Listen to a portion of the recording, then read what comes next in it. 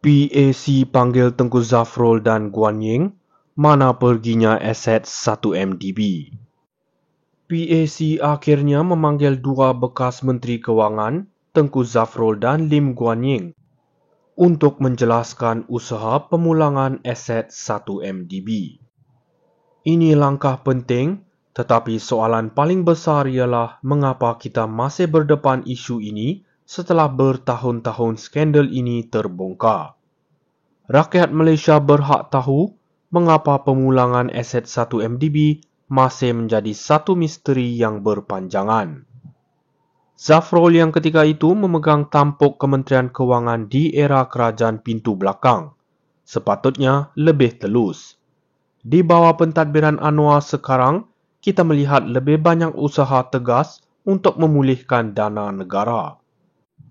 Anwar komited untuk memerangi korupsi, tetapi kita tak boleh bergerak tanpa mendapat jawapan jelas dari bekas pemimpin. Lim Guan Ying pula, walaupun ada usaha yang dilakukan, perlu memberi gambaran sebenar tentang kesukaran yang dihadapi ketika itu. Dan jangan lupa, isu hutang 1 MDB yang masih membelenggu rakyat RM9.456 bilion, satu angka yang tak masuk akal, menekan ekonomi kita, tetapi siapa yang harus bertanggungjawab? Pentadbiran Anwar mahu ketelusan dan accountability, dan langkah PAC ini perlu dijadikan titik permulaan untuk penyelesaian penuh. Anwar Ibrahim komited menuntaskan legasi hitam ini. Rakyat Malaysia perlukan jawapan, bukan janji kosong. Jangan biarkan skandal ini sekadar sejarah yang berulang tanpa penyelesaian. PAC panggil Tengku Zafrul dan Guan Ying, mana perginya aset 1 MDB. PAC akhirnya memanggil dua bekas Menteri Kewangan, Tengku Zafrul dan Lim Guan Ying, untuk menjelaskan usaha pemulangan aset 1 MDB. Ini langkah penting, tetapi soalan paling besar ialah mengapa kita masih berdepan isu ini setelah bertahun-tahun skandal ini terbongkar.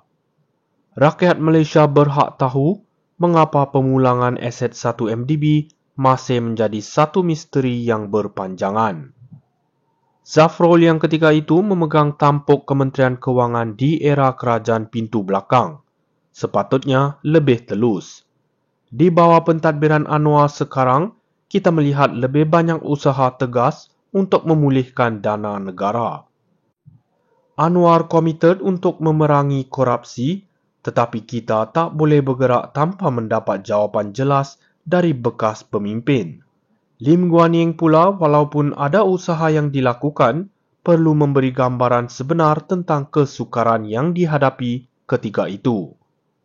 Dan jangan lupa, isu hutang 1 MDB yang masih membelenggu rakyat RM9.456 bilion, satu angka yang tak masuk akal, menekan ekonomi kita, tetapi siapa yang harus bertanggungjawab? Pentadbiran Anwar mahu ketelusan dan accountability, dan langkah PAC ini perlu dijadikan titik permulaan untuk penyelesaian penuh. Anwar Ibrahim komited menuntaskan legasi hitam ini. Rakyat Malaysia perlukan jawapan, bukan janji kosong. Jangan biarkan skandal ini sekadar sejarah yang berulang tanpa penyelesaian. PAC panggil Tengku Zafrul dan Guan Ying, mana perginya aset 1 MDB. PAC akhirnya memanggil dua bekas Menteri Kewangan, Tengku Zafrul dan Lim Guan Ying, untuk menjelaskan usaha pemulangan aset 1 MDB. Ini langkah penting, tetapi soalan paling besar ialah mengapa kita masih berdepan isu ini setelah bertahun-tahun skandal ini terbongkar.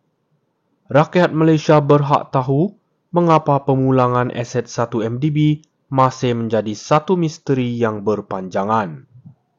Zafrul yang ketika itu memegang tampuk Kementerian Kewangan di era kerajaan pintu belakang, sepatutnya lebih telus.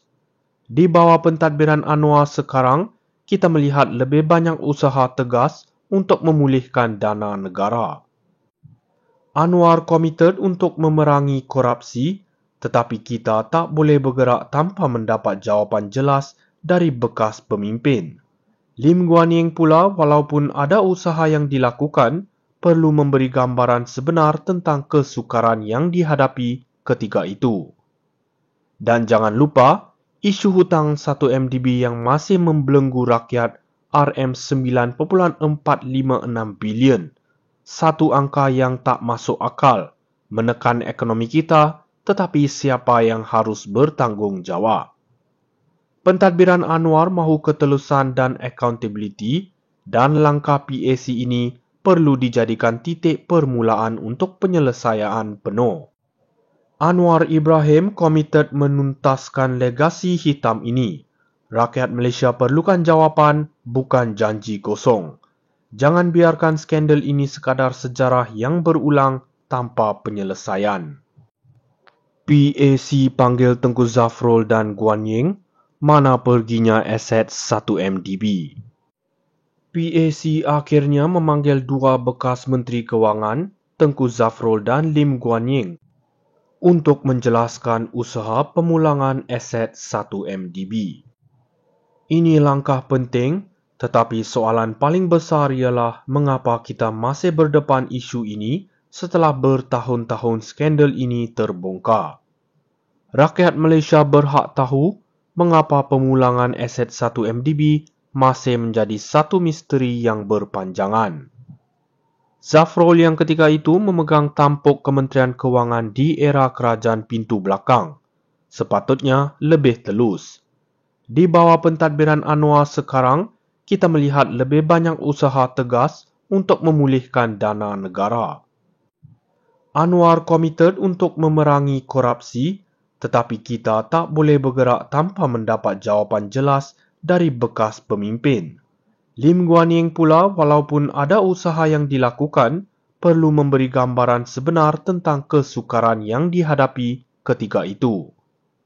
Dan jangan lupa, isu hutang 1 MDB yang masih membelenggu rakyat RM9.456 bilion, satu angka yang tak masuk akal, menekan ekonomi kita, tetapi siapa yang harus bertanggungjawab?